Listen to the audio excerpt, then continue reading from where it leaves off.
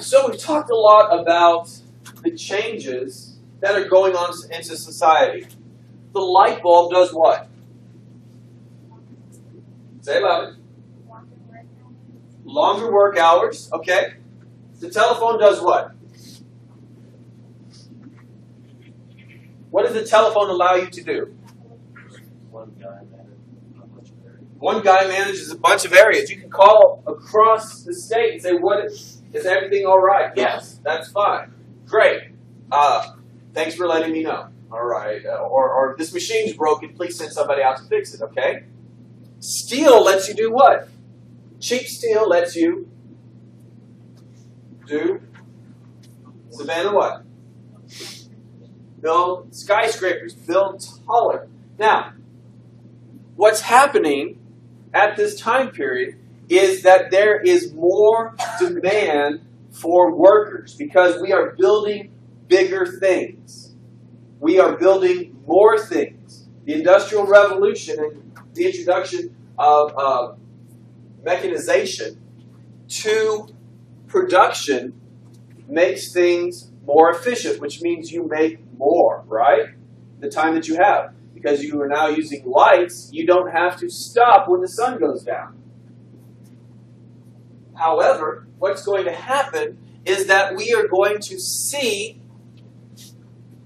a large increase in immigrant labor. Now, these immigrants that are coming over, much like now, are what we consider unskilled laborers. All right? What is an unskilled laborer? If somebody is a laborer who is unskilled, they do not have the training, the knowledge of how to do things. Okay? As a result, they are going to command a cheaper price. If I have a skill that is in demand, I can charge more for my work, right? If I am a plumber and I am a master plumber, I can charge more from than somebody who's an apprentice and just learning. Why? If you are going to go to Hobby Lobby at 7 a.m. in the morning, you would probably see a group of men waiting outside the contractor pickup area.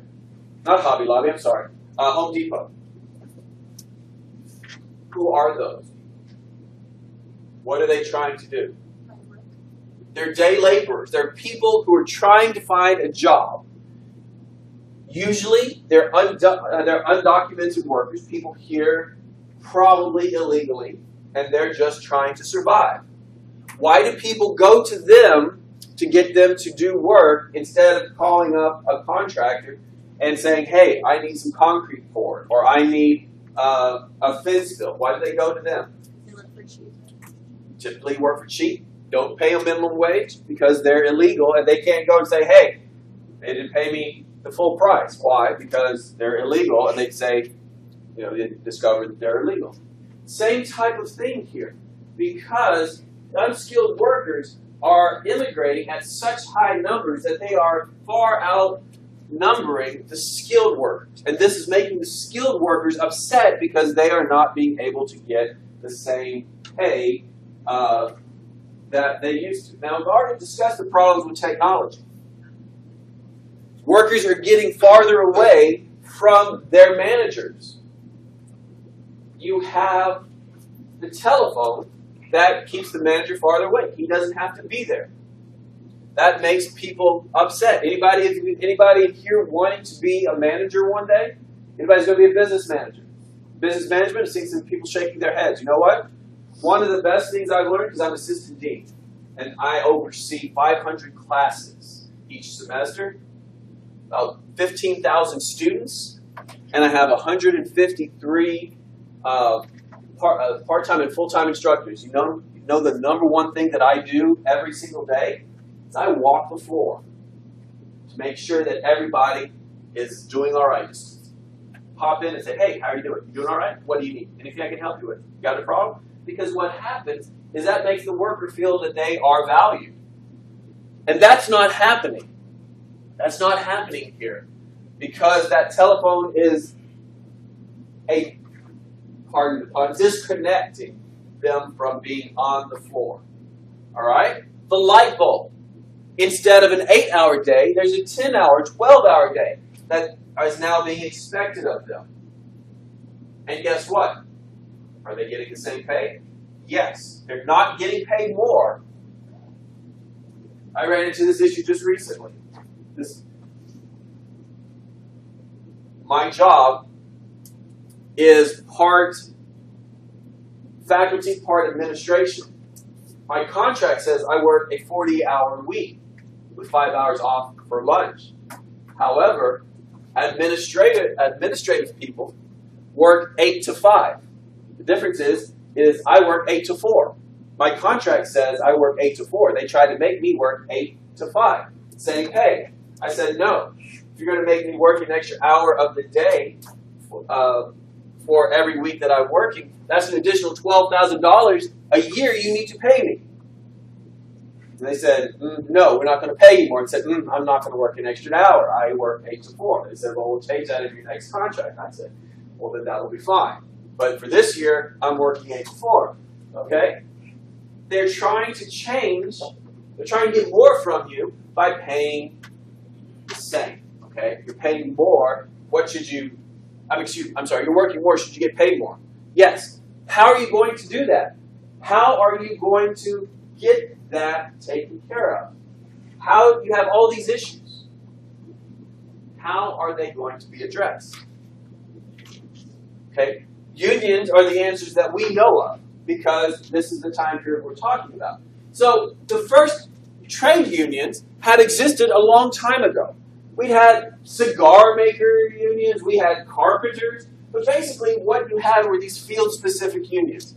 And these field-specific unions were people who came together in the same groups and the same profession, and what they did is they kind of judged each other's quality, and then if they found the quality that that person who was wanting membership in their organization provided, they would then say, yes, you are a member, and therefore you can command a higher price. Carpenters.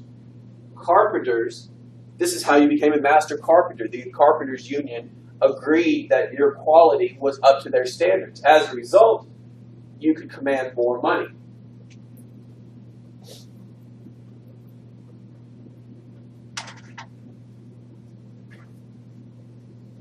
Now, over in Europe, a man by the name of Karl Marx in 1848 published what was known as the Communist Manifesto.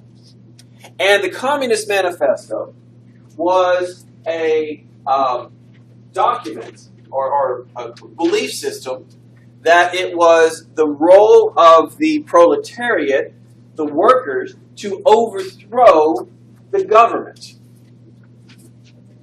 and do so violently. So you would overthrow the government, and when you overthrew the government, what would happen is the workers would take control of the government, replace it, and everybody would own everything collectively. Okay? Everybody would own everything collectively. A couple days ago, I talked about how collectivism was tried by the Pilgrims when they landed in Massachusetts in 1620. Okay, everybody owned the land. They worked the land together. What happened? They almost died because they did not produce enough to make them for them to survive. And as a result, what was the end result? As a result, what happened? What did they change their policy to be? Yes, Abby. They gave everyone their own land so they could take care of themselves. That's right. And each person got their own land, and they worked that land. And when they worked that land, they were then responsible for the their own survival. Okay? Now, employers, fearing that what was happening in Europe would come over to the United States, would start taking a negative view of unions and people and workers trying to join together, because that was one of the chief tenets of socialism and the Communist Manifesto. And so what would happen is if you were on a company, or you were at a company and you were a member of a union and you quit, you were placed on a blacklist. This blacklist meant it was shared amongst all the other factory owners in an area. So Courtney, you work at a textile mill. You tried to get all the other ladies there to unionize, to protest long hours and unsafe conditions. Okay? You are fired because of this. But your name is put on this blacklist, and it's shared with every other company in the city. Are you going to be able to get another job in the city? No, because she is blacklisted. Another thing that an employer would use was called a yellow dog contract. A yellow dog contract was an agreement when you were hired that stated you would never join a union. You would never join a union. Guess what would happen if you did? You were fired for breach of contract. Now, wait a minute, you say. Wait, that's wrong. That's against my rights. They can't do that. How is that not a violation of my right to assembly guaranteed in the Constitution, in the First Amendment? Private company.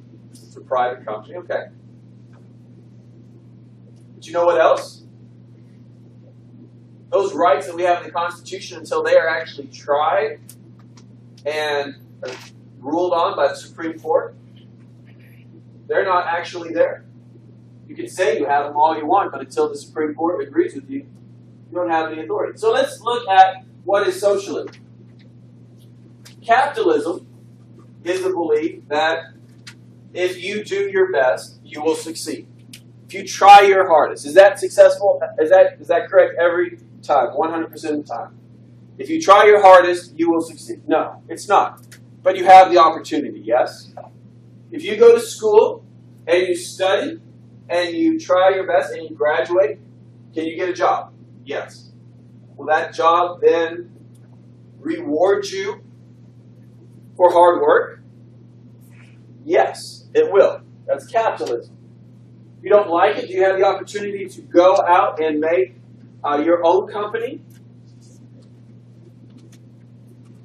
and grow it? Yes, absolutely. Absolutely you do. Okay? And what you buy, you own. Don't worry about writing this down.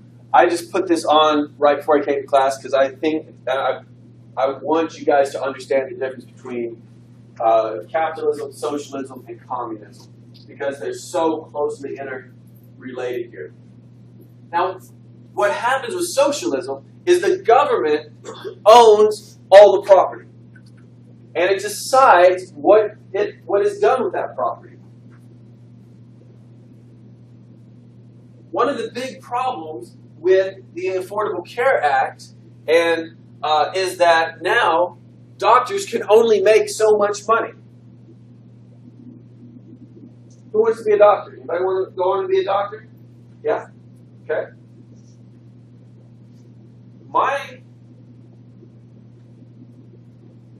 My doctor, I used to go to an allergist. My doctor would see, no telling how many people in the course of the day. 30, 40 people a day. Each time, each one of those people had to pay a copay because they had insurance, and it's $40 that I paid. He probably charged $200. It's made a good amount of money.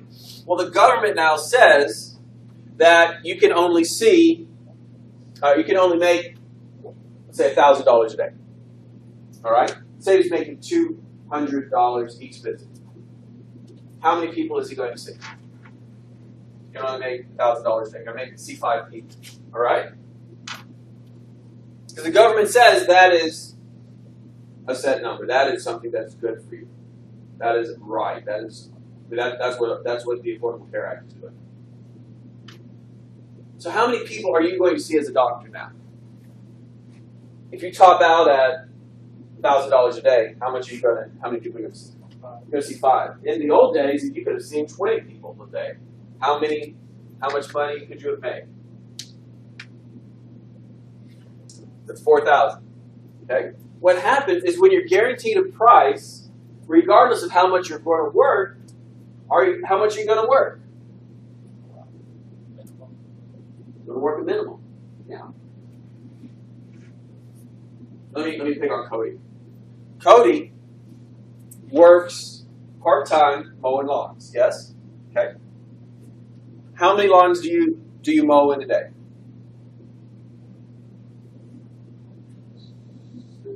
6. Okay. All right. Could you mow more?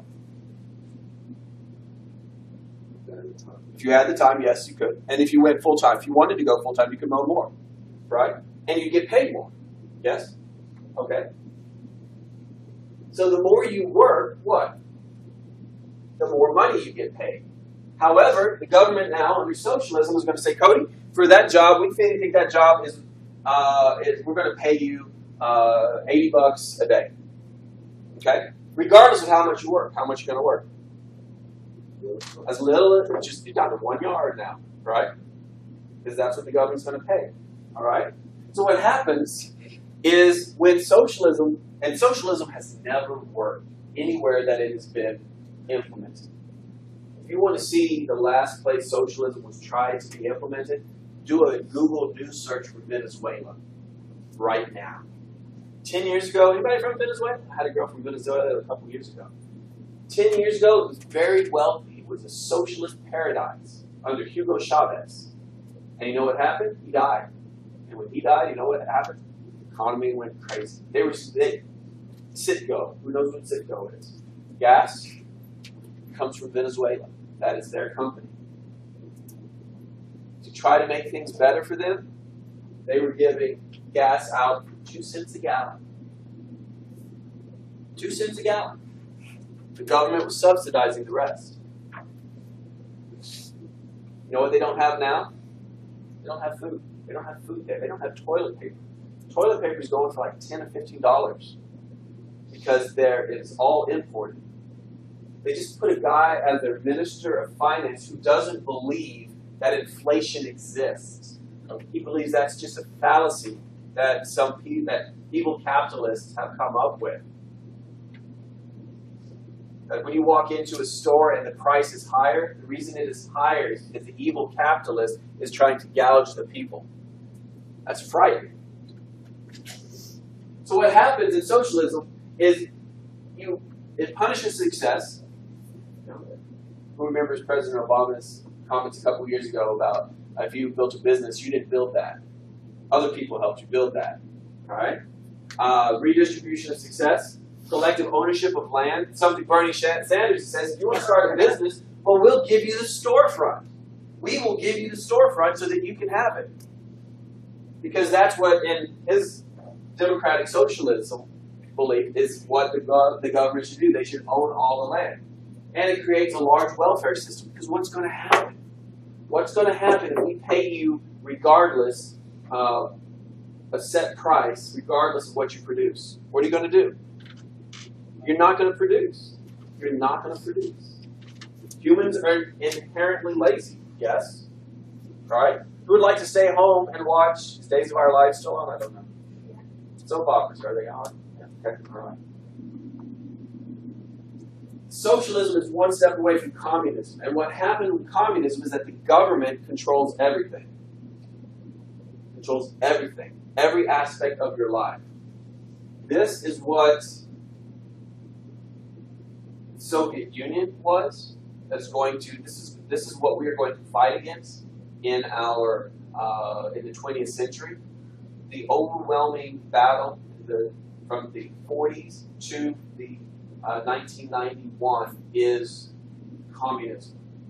Okay? A totalitarian state where the people own nothing and the people and the government controls every aspect of your life. Now, one of the problems with communism is when you look at it, it looks great because under the theory of communism, eventually you get to some lovely area of utopia in which government isn't needed anymore and it disappears. Poof!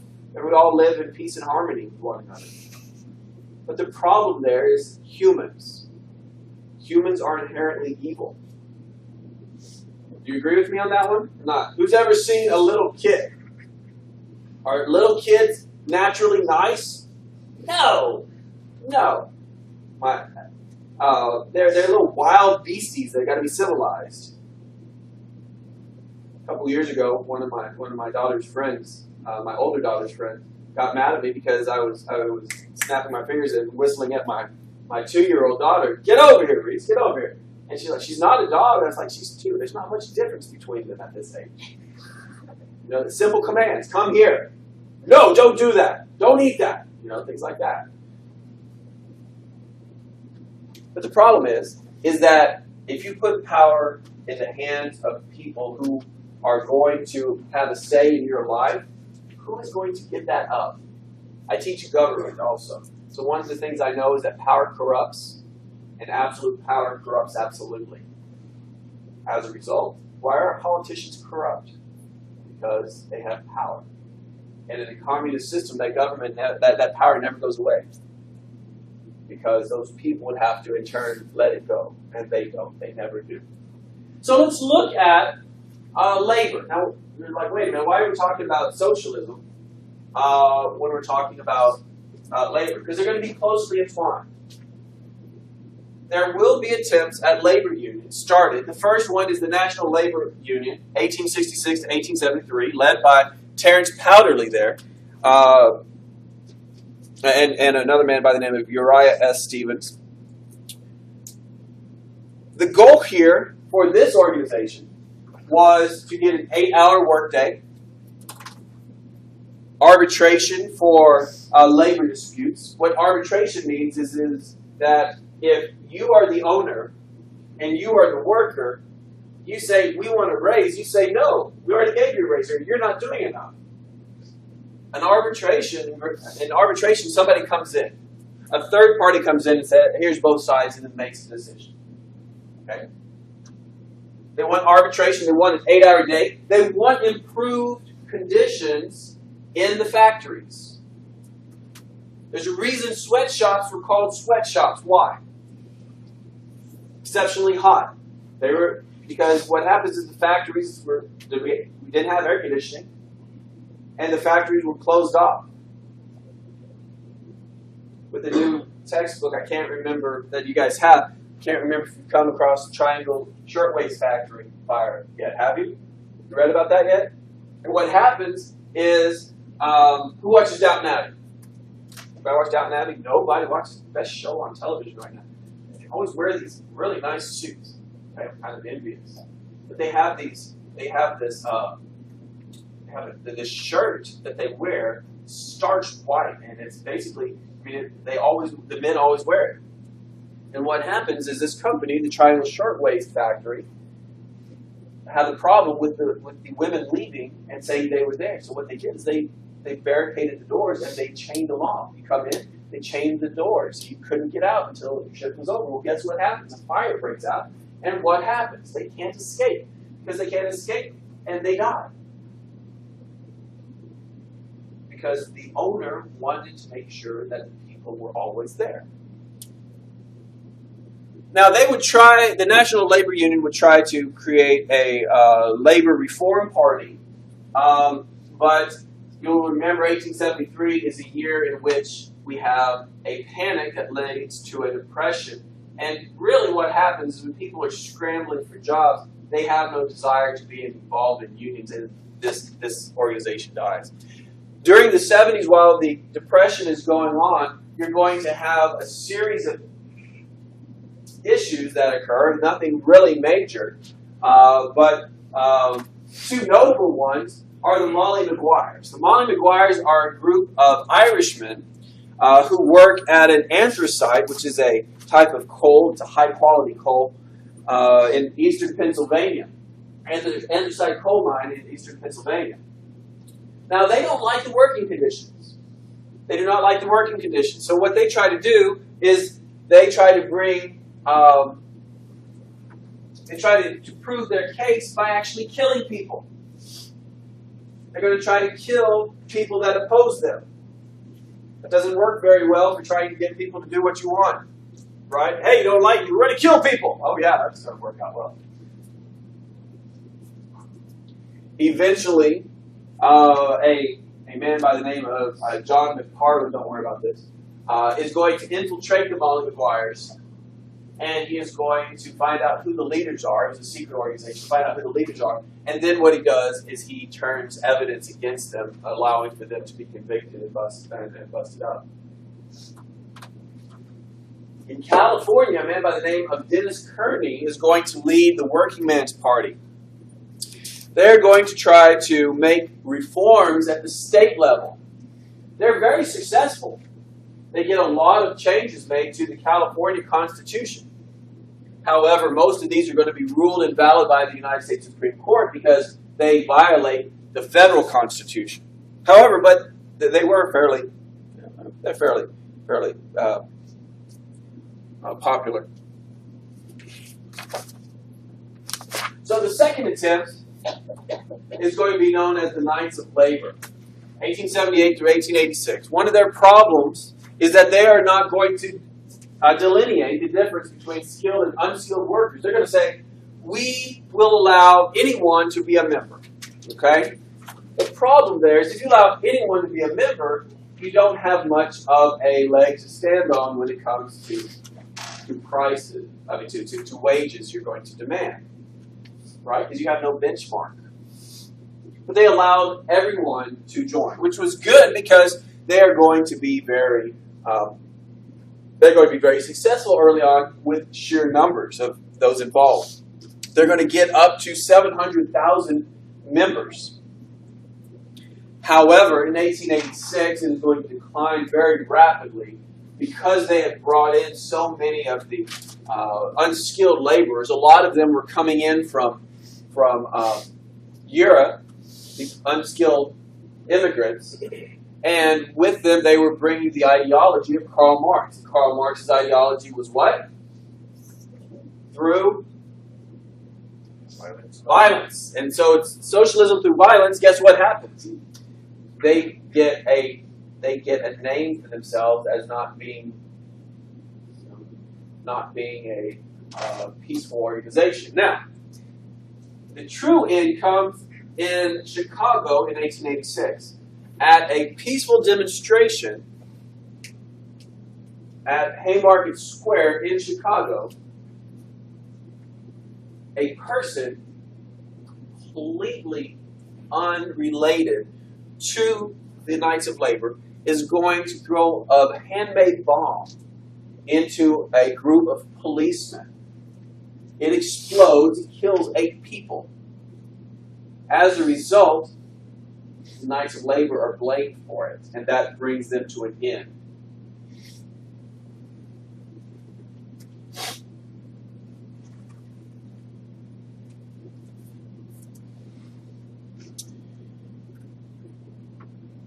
The third attempt is going to be the successful one. Does this name sound familiar to you?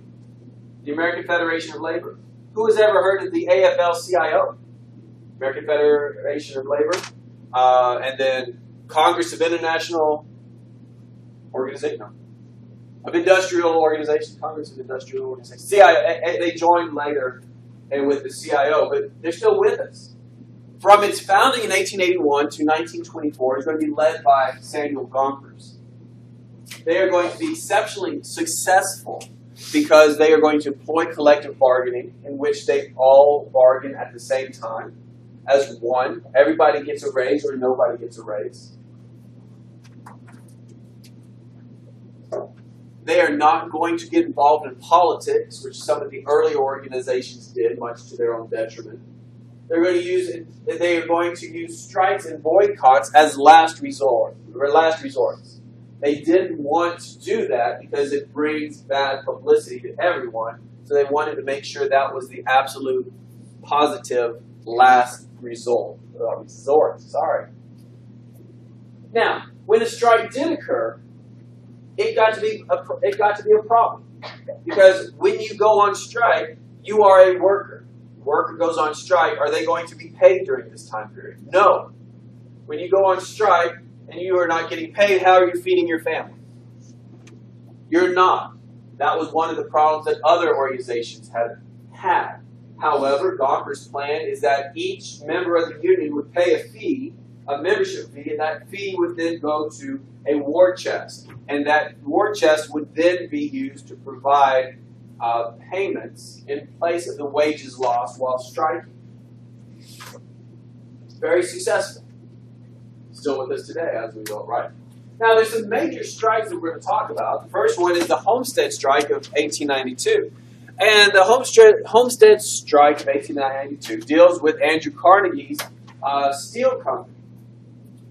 And the problem here is the Amalgamated Association of Iron and Steel Workers, the union for steel, is upset. They're upset because they want to get paid higher prices per finished piece they created. Okay? So the way they were paid wasn't an hourly wage. They were paid per piece they created. So let's say they're making thingamabobs. All right? You know what a thingamabob is? It's that thing that you put on a nut, on a bowl. Right? It's a thingamabob. You know exactly what I'm talking about, right? It's a thingamabob, yes. Shake your head, yes, everybody. Yes. Because whatever you're thinking is correct. It is a thingamabob. So your job is to create a thingamabob, and you get paid per 100. You get paid 5 cents per 100 thingamabobs you make in an hour. That's good pay. However, because things are not going well across the nation, Carnegie says, well, we're going to pay them 4 cents per 100 thingamabobs created. So you don't like this. As a result, you and your union strike. The strike goes on for a while, and it causes a lot of problems. Eventually, Andrew Carnegie is going to hire the Pinkerton Detective Agency. And they're going to come in, they're going to break it up. When I say break it up, it's like really breaking it up. They go in and they have bats, they have pieces of wood that they use to hit people. They actually physically break it up.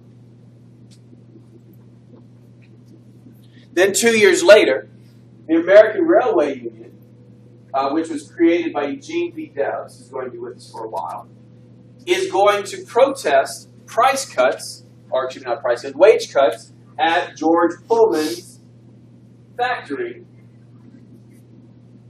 You will remember, Pullman makes Pullman cars.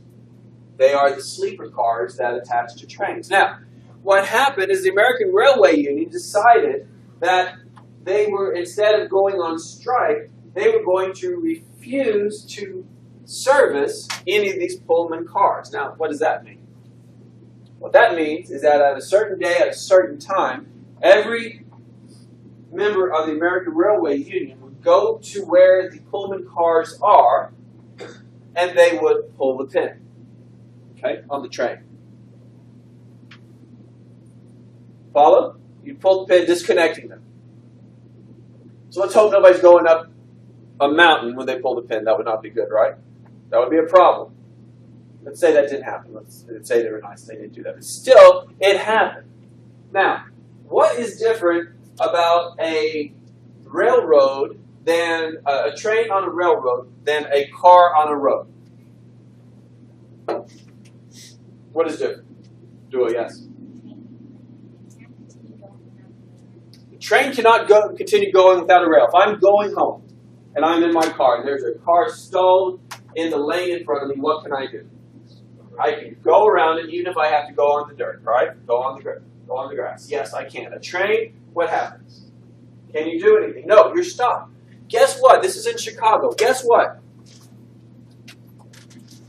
Because this happens in such a great number, all of the railroads going into Chicago come to a halt. Why? Ethan, why? bunch of cars stopped in the middle of the road. A bunch of cars stopped in the middle of the railroad and you can't get them off. Well, you say, well, go get those railroad guys to get them off the rail, get them off the tracks. What? They did it. So They did it. They're going to say, no, we're not going to do it. You can't make this. We're striking. What's going to happen? How do you end this? How do you get around this problem? Huh? We're not going to give them what they want. Good gosh, no. No. Hmm? What have they done that was worthy of being thrown into jail?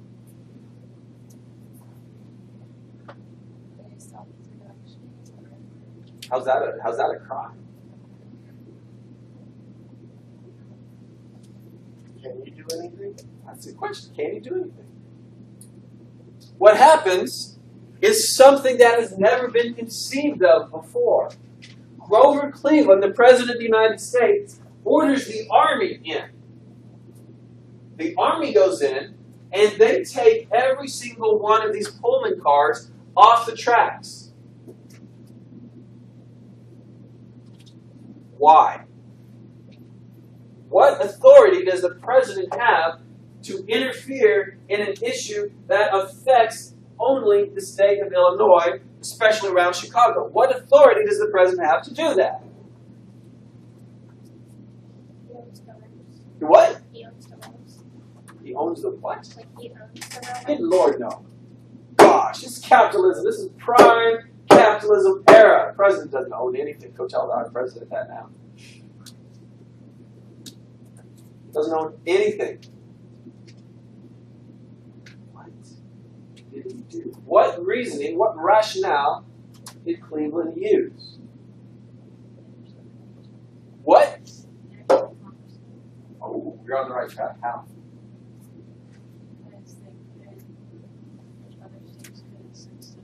Ooh, very good, very good. We're getting closer. Couldn't send things to through Chicago, and Chicago, as we all know, is kind of like the railroad map. It's all everything goes to Chicago, right? This time period. Yeah. Hey, look, there's Chicago. Boom, everything goes there. But it's not just everything. It's something specific. Military. Nope. Starts with an M, though.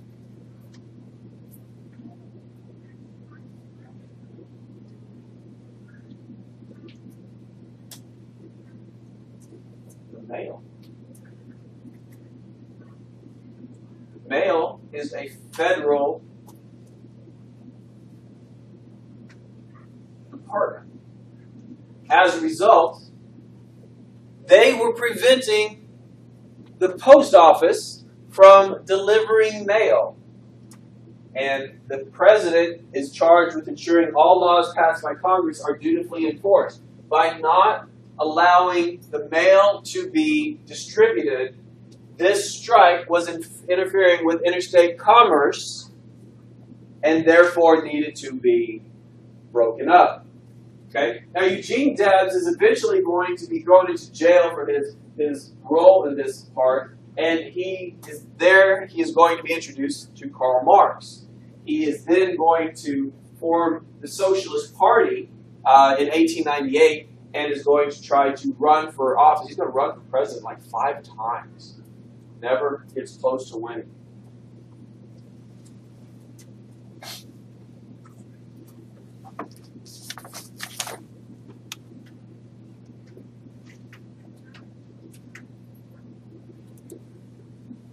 All right, so now we've talked about the workers being upset. Let's talk about the farmers being upset. Historically, farmers have been subsistence farmers. They ate what they made what they needed to live. What they didn't produce themselves, or they bartered for. If they had anything left over, they would market that. Let's remember the Whiskey Rebellion of 1798. what happens in the Whiskey Rebellion of 1798? Alexander Hamilton decides that he wants to tax excess corn. Well, corn that's he wants to tax whiskey. Well, whiskey is made from excess corn that farmers have left over, and because it takes so long to get corn to market, by the time this excess corn gets to market, what? It's rotten. So therefore they convert it to whiskey, because does whiskey ever go bad? No. And then make money off that. And here Alexander Hamilton was trying to tax them for this, okay? So what happens is they're historically independent and they are subsistence farmers. They make what they need to survive, and anything left over they'll either barter or sell. However, thanks to the Industrial Revolution, they're going to start getting things that is going to make their lives easier. These are machines. This is going to be especially bad when we get into after World War I. But what happens is farmers are now becoming integrated into the economy. They're becoming members of the economy because they are able, with machinery, they're able to produce more. If you're able to produce more, you grow more, and you grow more, you have more than you need, therefore what happens? What happens? If you have more than you need, what do you do with it? You sell it, okay? All right? And what is going to happen when we get a little bit further is that historically, farmers, don't take this wrong, are not the most educated people. So market conditions fluctuate, they're not going to realize that. And that's going to cause problems. So they are integrated into the economy. Historically, farmers are poor. Remember, after the end of the Civil War, those plantations were broken up. And they were divided into two different types of homesteads, if you will. One is sharecroppers, where somebody lives on the farm, and then they are given everything that they need to survive, to grow. You're given a house, you're given a lot of land, you're given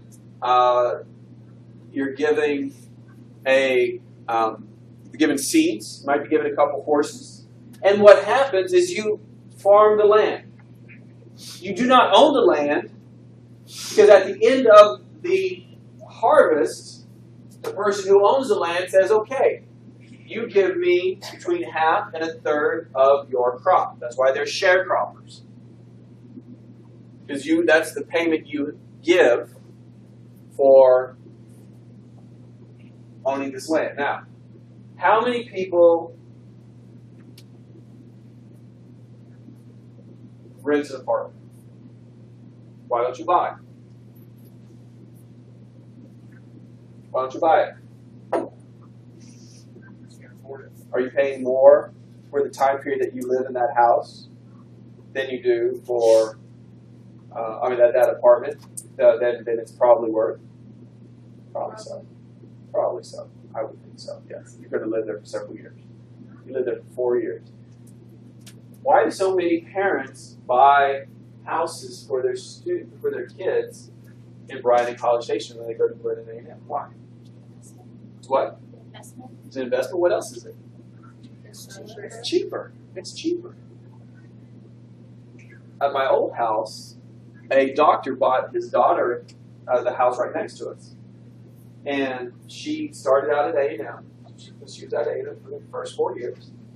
And they were paying $1,000 a month for a $100,000 house. Okay? $1,000 a month. 4 years at A&M, how much is that? $48,000. Okay. All right, that's half of that house, right? Then what? Then she wanted to be a veterinarian. How many years is that? Okay. You just paid off that house. And guess what? Now, little brother's going to A&M. And where's he going to live?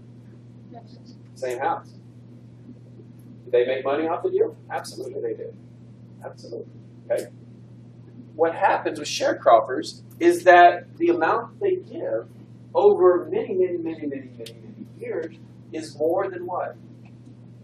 the property is worth. Because it's more than what the property is worth, if this was a cash economy, they could buy the land outright. They can't because it's not. It's nothing but giving their crops. They can't escape it. Tenant farmers are the same thing. Sharecroppers, tenant farmers, often used in the same breath. Usually here it's a 10% to 20% fee that they pay for the right to use that land. And there is no political recourse. How are they going to get out of this situation? They're never going to escape this cycle of dependency. It's never going to occur. How many guys,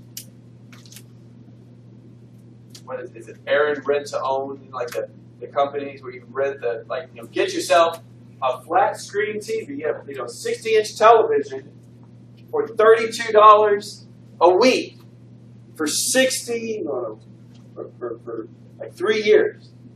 Okay, $32 is $100 a week, $100 a month for 3 years. How much you paying?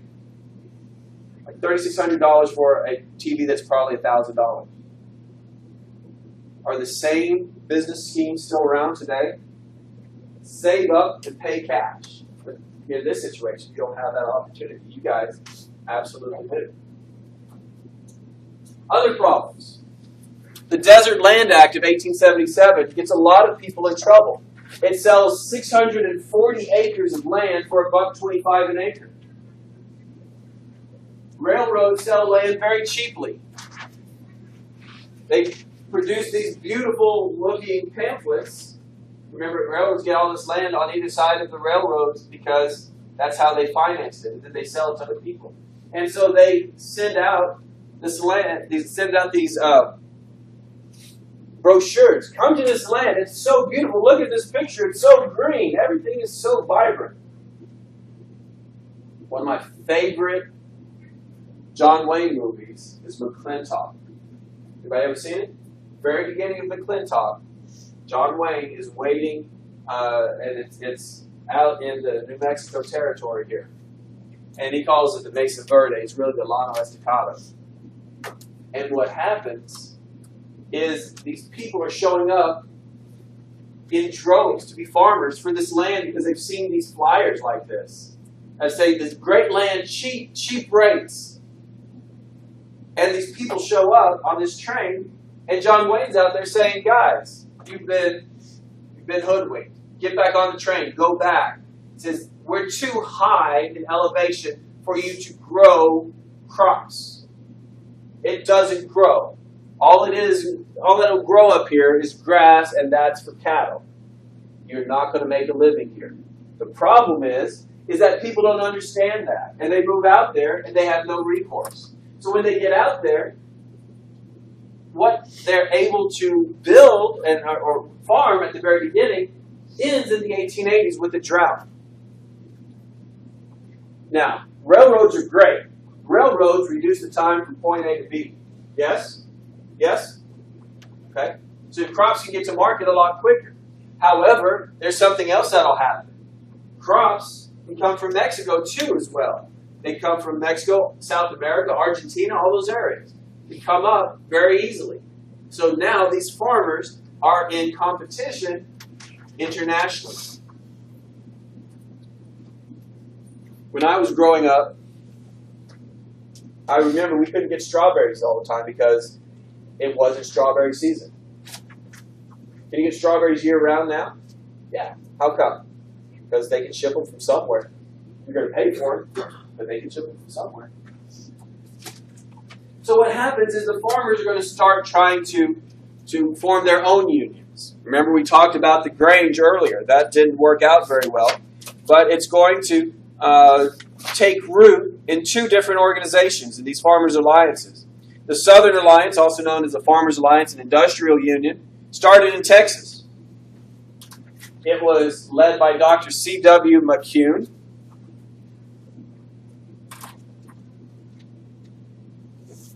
And a Northern Alliance, the National Farmers Alliance, was started by Milton George. They would try to get involved in politics in the 1880s to try to bring about the change that they believed was necessary. Now, what I'm doing here is I'm bringing two things together. I'm bringing the industrial workers and I'm bringing the farmers together. Because what's going to happen in the 1890s is these groups are going to work, they're going to have the same issues. They can't get ahead. They can't break out of this unending cycle of either debt or no advancement. They can't get their working conditions fixed. They can't get out of these economic situations.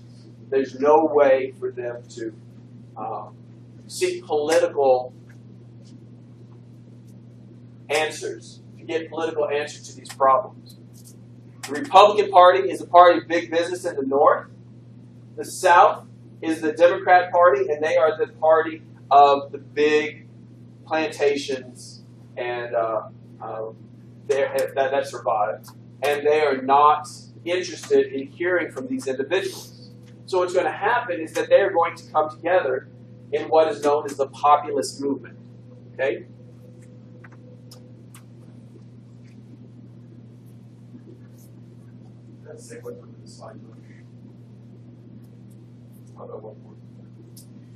So this leads us to the election of 1892.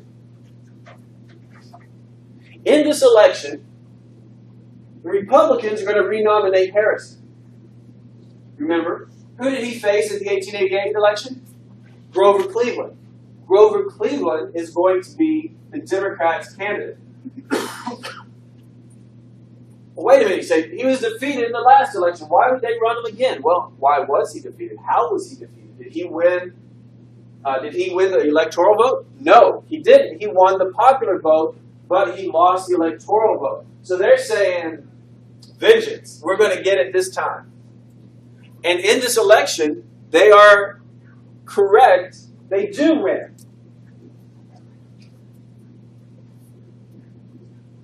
Grover Cleveland is elected president of the United States. Now, what's interesting here is that he is the 24th and the 26th president of the United States. He is the only president to serve 2 non-consecutive terms.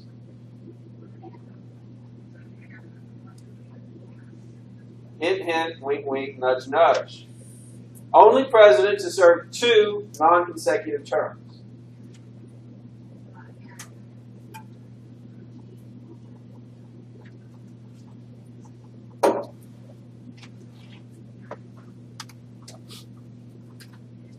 And that's where we'll end for the day.